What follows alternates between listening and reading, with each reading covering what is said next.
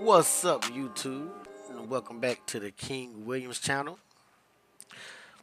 So, man, it looks like months Angie Stone been trying to expose the music industry. So, I recently came across this video. Shout out to All Urban Central channel, where Angie is telling her experience with P. Diddy and Mary J. Blige. And it's interesting, to say the least. Y'all make sure y'all like, subscribe, comment below. Let me know what you think about the video. Check this out. Company that's trolling my page, things that I was sharing with my fans for my fans' benefit, only regarding my dealings in the industry over 50 years and things I wanted to share for the benefit of my fans and me in the industry. And of course, you know, I've had a lot of association with a lot of people, but I'm not one to drag anybody's good or bad beings. However, they say if you don't have something good to say, just don't say anything. I try to pride myself in speaking positive on every situation. But of course, they have now taken this by trolling my page and put a spin on it to try to make it seem dark and derogatory. First and foremost, I would never, ever, ever make a claim to just dogging somebody out, because God does that. I don't have to fight that battle. That's a battle that He fights for me. But I just want to, for the sake of my fans, let you guys know that I am not purposely dragging anybody. And you guys know, everybody that's in the news, 9 times out of 10, we all know them. We done ran across them. We done had business dealings with them, friendship, music, whatever the case may be. It's all innocent until it's proven guilty. I don't care what people think or say, but you're hearing it from the horse's mouth.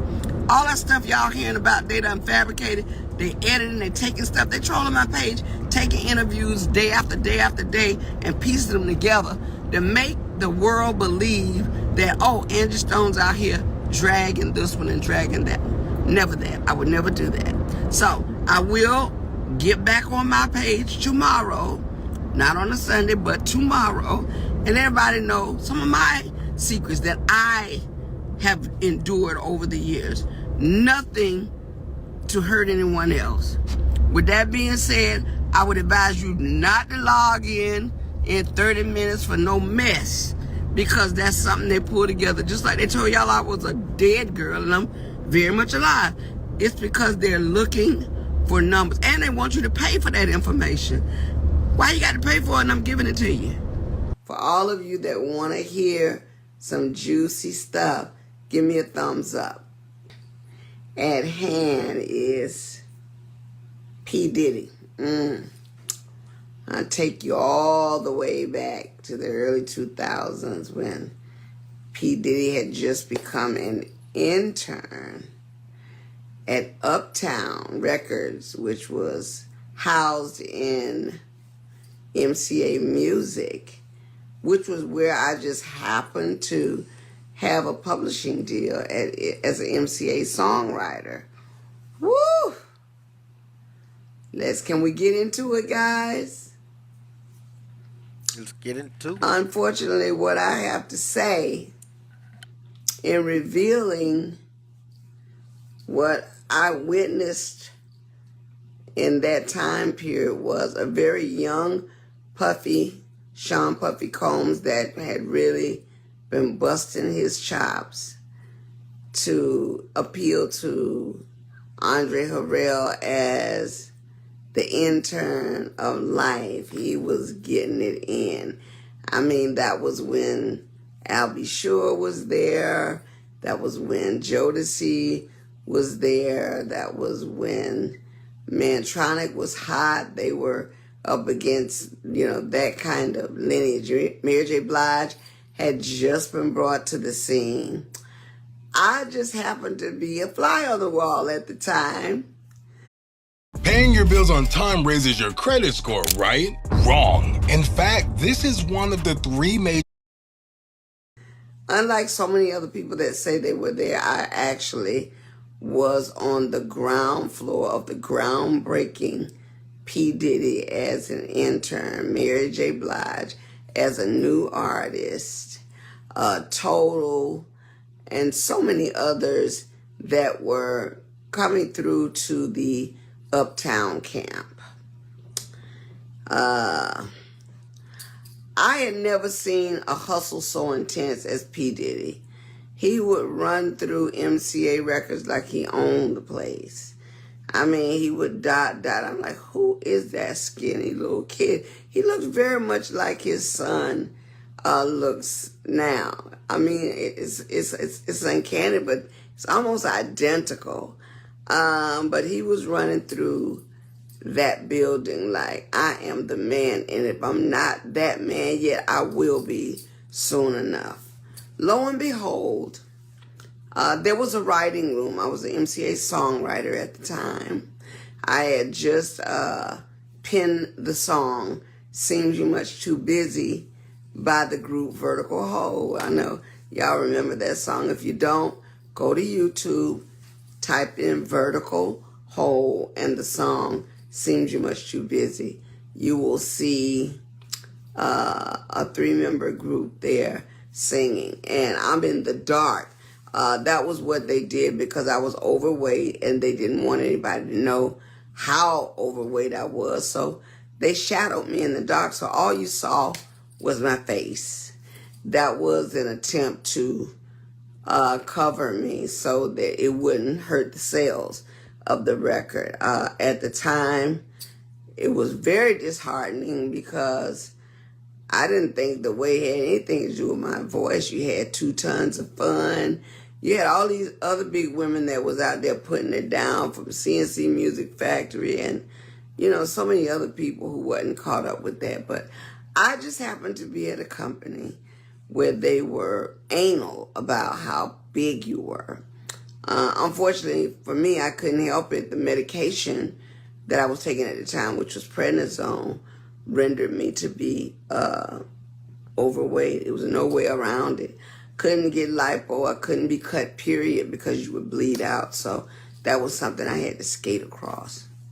Anyway, Puffy just happened to be an intern extraordinaire. And I can remember a gentleman by the name of Kurt Woodley who was working for Andre Harrell at Uptown. And I come out of the booth from the writing room, which is a space that we all shared. Uptown, the studio, the publishing office, Tita Gray or James Jackson's office was right there on the shoulder of the corner, the east side of the building. And when I came out, Mary J. Blige's then manager let me know. He says, hey, can I talk to you for a minute? And he said, my name is Kurt Woodley. I said, yeah. He said, we found an artist that she kind of sounds like you. She reminds us of you, but she's not, polished. And we really think that if you can work with her for a little while, she has a possibility. I mean, she's not nowhere near ready right now, but I didn't know what he was talking about until he finished that sentence, and he said, we found her at the mall. She was out there doing karaoke. She was doing Anita Baker's music on a karaoke, and they discovered her. It just happened to be Mary J. Blige. And so they said, can you think you can work with her? And me, I could work with anybody at the time. I was what you call a goat back then. I was hungry. I was passionate about music. So I thought I could fix everything. And so I said, yeah, I'll work with her. So they told her Okay, you're going to work with Angie Stone. You're going to work with her. And so I took her to my house. At this particular time, I was living in Little Ferry, New Jersey. And I took her to my house. My then partner, Dave Bright, from the group Vertical Hold, was actually, all he was concerned about was trying to become the next big producer. He was infatuated with Teddy Riley. So everything was, how you like this, how you like this. Well, for me, it was cool because at that time, Prince, that's right, the Prince, had given me all of his equipment. I had a Juno 106 that I prided. That was my pride and joy because Prince had used that to cut Jill Jones's material, his material. And he had moved out of his penthouse in New York. And he was really took a liking to me. He says, Angie, do you want this equipment and this furniture? Because he couldn't take it with him. And I said, yeah. I mean, he had zebra rugs, all purple leather furniture. It was awesome. And at the time, I couldn't. Man, that's what's up. The Prince. Shout out to Prince. Rest in It all peace. in my house. So I said, I'm still working a 9 to 5. It's been rough. I said, but I'll find a storage place and put it into a storage place. I took two things that I love, dancing and dogs, and I made them into a successful business. Hi, I kept the keyboards and stuff in my house. The furniture and all that stuff went into a storage house near the west side. Lo and behold, I fell behind on the bill. This is very sickening because it should never have happened. And I went one day to settle my bill, and the building had sold all my furniture that Prince had given me.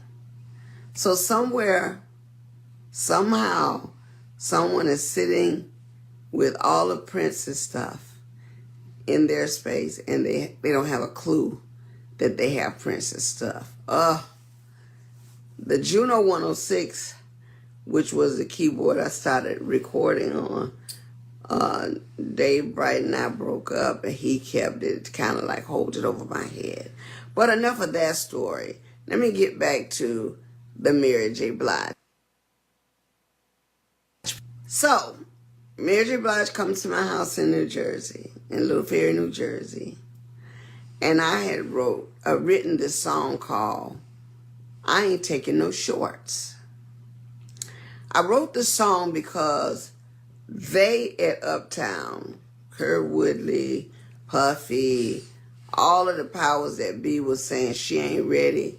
She got to get her look together. We don't like the way she looks. And I thought she was very cool. She was average looking young teenager that, obviously had to grow into womanhood, but she wasn't a bad looking girl at all. And you can clearly see that given Wow, she met Mary as a teenager. Tell you how long ago that goes back. her beautiful features that she was an attractive girl, but they looked at her as hood girl. And so I was angry for her, and I took the position okay, I'm going to write some words that you can really sink your teeth into. And the song was, I Ain't Taking No Shorts. No, not this time. And her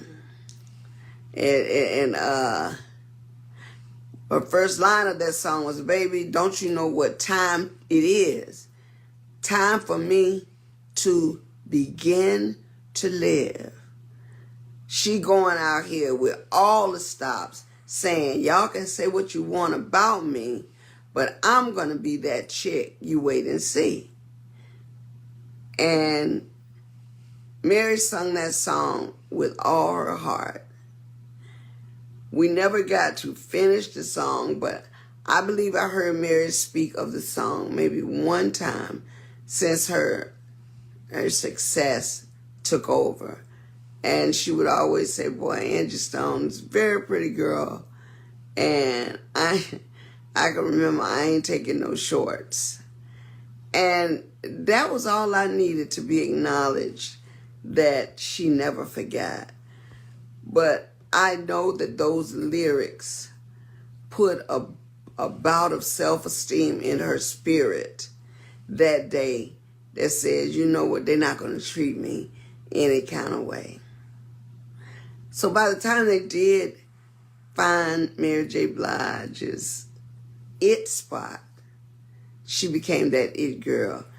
If you can recall the group, the sequence that I was with at the time, we used to wear these metallic jackets with these white cheerleader skirts. You got to remember, we came from being cheerleaders. It wasn't very long after that that Mary J. Blige was seen on a brownstone set of steps with a football jersey on and a white cheerleader skirt. Well, I was in my feelings because nobody in New York was wearing those tennis skirts. The sequence brought those tennis skirts to reality, and Mary J. Blige made those skirts famous.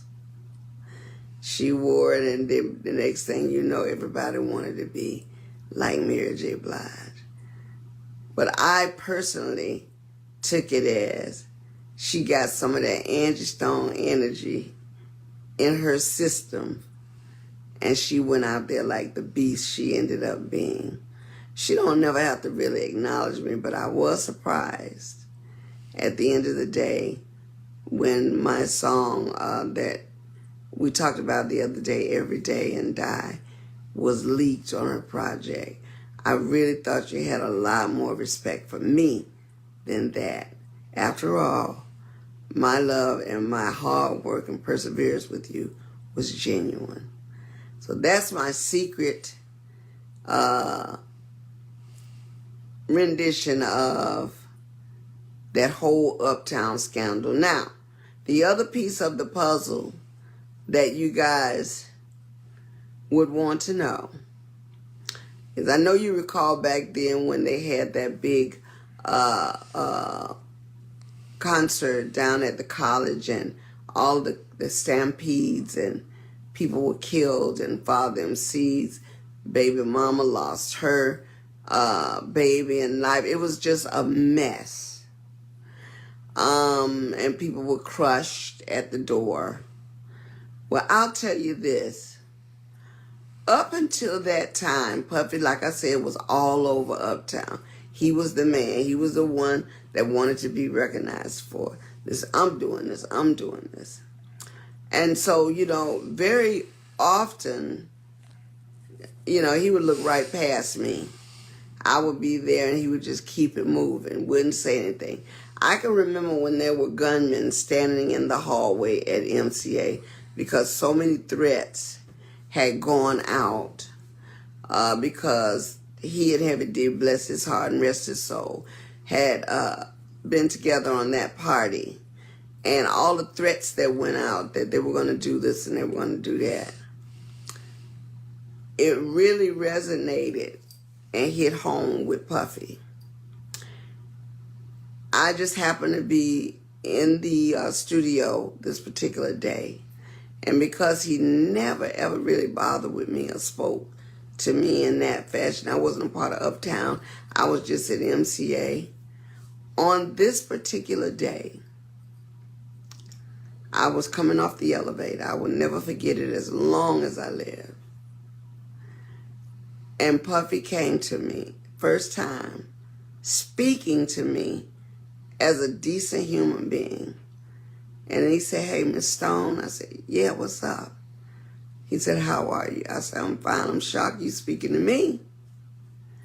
He said, "Miss Stone, would you please pray with me?" I said, "Well, of course."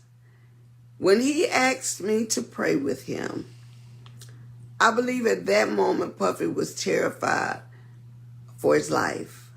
I think that he was afraid because all of the things that had gone out and about that party, they were singling him out, and I don't think that he thought he was going to survive it.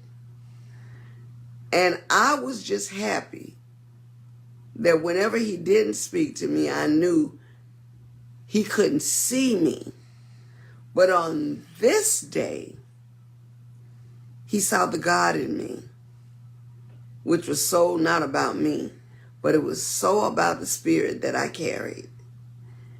And I can honestly tell you that this particular day, I stood there and I prayed with Sean, P. Diddy, Puffy, Combs, because he cried out for help. Does that excuse his ongoing behavior? Of course, this was years ago. But the fact that he actually acknowledged God lets me know that at one time he was a real soul that was not tainted to the point that he could not feel. But for the first time, I believe, he feared God. So, I'm here to tell you that, quite contrary to what you guys may think, Sean Puffy Combs asked me to pray for him and with him. And I did. So, just like the student I am, God has the power to forgive. And I'm not saying that I'm praying that this happens for him, but I'm praying that he cries out to the Lord at this time, that whatever he genuinely is dealing with, that God hears his heart. And I hope Diddy is praying out to God too. And I bet now he found his soul again. But man, this right here was pretty telling. You know, I would have never have ever guessed that she pretty much helped put Mary on. Pretty much put Mary on. And Mary never acknowledged her. But hey, I'm starting to hear a lot about Mary. And I'm surprised, you know, she's not saying nothing about Diddy. She's just on tour and doing her thing. And man, oh man, to me it looks more and more like